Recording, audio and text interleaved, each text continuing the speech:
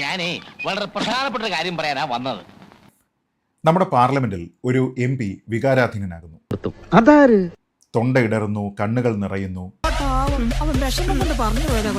നേതാജി സുഭാഷ് ചന്ദ്രബോസിന്റെ 4 പോരാളികളെ ബ്രിട്ടീഷുകാർ കഴുമരത്തിലേറ്റിയ അവസാന നിമിഷങ്ങൾ അദ്ദേഹം വിവരിക്കുകയാണ്. എന്റെ കുറിപ്പേട്ട അയാളുടെ പേരെങ്കിലും ഒന്ന് പറ. A. റഹീം എന്ന നമ്മുടെ നാട്ടിൽ നിന്നുള്ള CPM-ന്റെ MP.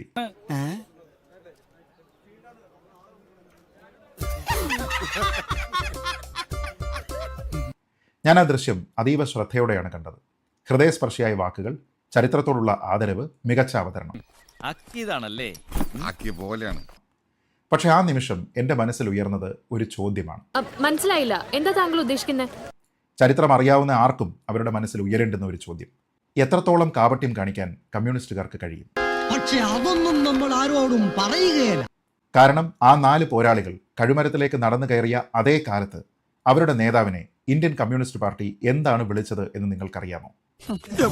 ഇതിനാണ് അവനവൻ പാരാന്ന് പറയുന്നത്. ഇതാണ് A. റഹീമിനെ വികാരാധീനനാക്കിയ ആ ചരിത്രം. ഇതാണ് സത്യത്തിൽ ഏതൊരു ഇന്ത്യക്കാരനെയും വികാരാധീനനാക്കേണ്ടുന്ന ചരിത്രം. പക്ഷെ ഇനിയാണ് യഥാർത്ഥ കഥ തുടങ്ങുന്നത്.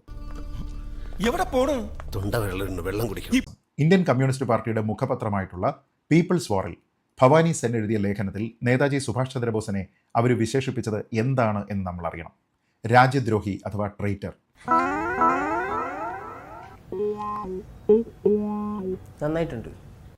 അദ്ദേഹം സ്ഥാപിച്ചിരുന്ന ഫോർവേഡ് ബ്ലോക്കിലുണ്ടായിരുന്ന അംഗങ്ങളെ ആന്റി നാഷണൽസ് അഥവാ ദേശവിരുദ്ധർ എന്നാണ് അവർ പറഞ്ഞിരുന്നത്.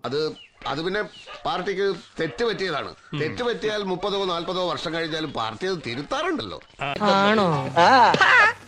പ്രിൻസ് എമംഗ് പാട്രിയറ്റ്സ് എന്ന് മഹാത്മാഗാന്ധി വിശേഷിപ്പിച്ച ഒരു നേതാവിനെ കുറിച്ചാണ് അന്നത്തെ ഇന്ത്യൻ കമ്മ്യൂണിസ്റ്റ് പാർട്ടി രാജ്യദ്രോഹി എന്ന് വിളിച്ചത്. ഇവനെയൊക്കെ വള്ളിച്ചൂടിൽ അടിക്കാൻ ഇവിടെ ആളില്ലാഞ്ഞിട്ടാ. 1943 സെപ്റ്റംബർ 26 ഇതേ കമ്മ്യൂണിസ്റ്റ് പാർട്ടിയുടെ ഇതേ പീപ്പിൾസ് വാറിൽ ഒരു കാർട്ടൂൺ പ്രസിദ്ധീകരിക്കപ്പെടുന്നു. നേതാജിയെ അപമാനിക്കാൻ വേണ്ടി മാത്രം സൃഷ്ടിച്ചിരിക്കുന്ന ഒരു കാർട്ടൂൺ. പന്നിയുടെ മുഖമുള്ള ജപ്പാൻ പ്രീമിയർ ജനറൽ ഹിദക്കി ടോജോയുടെ കയ്യും പിടിച്ച് ഒരു കുറിയ നിസ്സഹായനായ മനുഷ്യനായി നേതാജിയെ ചിത്രീകരിച്ചിരിക്കുന്ന ഒരു കാർട്ടൂൺ. പൊറുക്കില്ല, ദൈവം പോലും പൊറുക്കില്ല.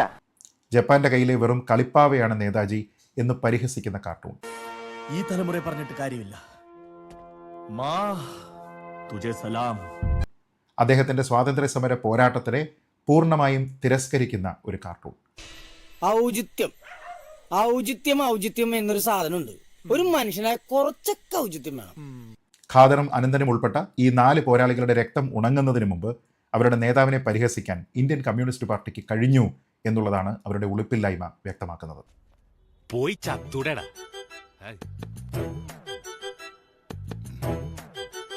ഞാൻ നേരത്തെ സൂചിപ്പിച്ചതുപോലെ ദേശസ്നേഹികളിലെ രാജകുമാരൻ എന്ന് മഹാത്മാഗാന്ധിജി വിശേഷിപ്പിച്ച നേതാജിയെയാണ് ഇന്ത്യൻ കമ്മ്യൂണിസ്റ്റ് പാർട്ടി ഇത്രയേറെ അവഹേളിച്ചത്, അപഹസിച്ചത്, നിന്ദിച്ചത്.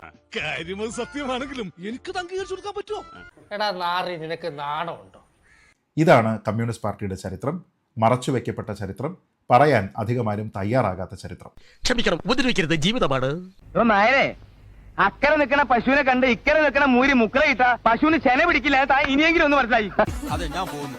പോയിട്ട് വലിയ കാര്യം ഉണ്ടായിട്ടല്ല, പക്ഷെ നിൽക്കാൻ നേരമില്ല.